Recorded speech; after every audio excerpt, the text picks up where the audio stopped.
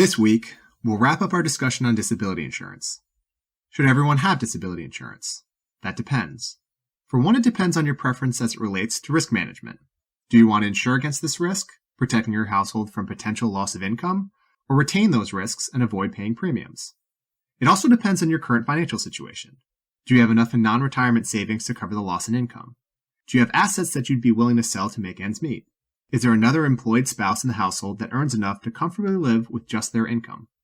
If you do decide to get disability insurance, here are a few things to consider. For long-term disability insurance, the longer the elimination period, the lower the premium. With that said, be sure you have adequate non-retirement savings to cover your household expenses during that elimination period. If you're going through a divorce and the ex-spouse is expected to pay child support and/or alimony, consider requesting in the divorce decree that they buy disability insurance to protect those support payments. There are a number of features you can add to your policy, but remember, virtually all of them will make the policy more expensive.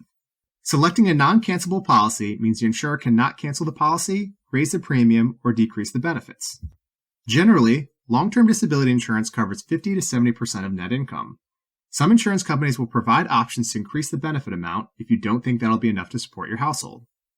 If the policy has residual benefits, that means they'll provide you partial benefits if you're still at your job but unable to work at full capacity. For instance, if a disability results in you working 20 hours instead of 40, a disability insurance policy with residual benefits may provide you 50% of the policy benefit amount. A cost of living adjustment rider, or COLA, allows for your benefits to increase with inflation. A waiver of premium rider means the insurance company will not charge you for premiums if you become disabled, though how that's implemented and for how long differs from policy to policy. Lastly, a recurrent disability clause means that policy will waive your elimination period if you become disabled soon after a previous disability period if it's from the same injury or cause. Generally, policies will have a limit on the time between these two disability claims, often 6 months, for the policyholder to be eligible for the recurrent disability.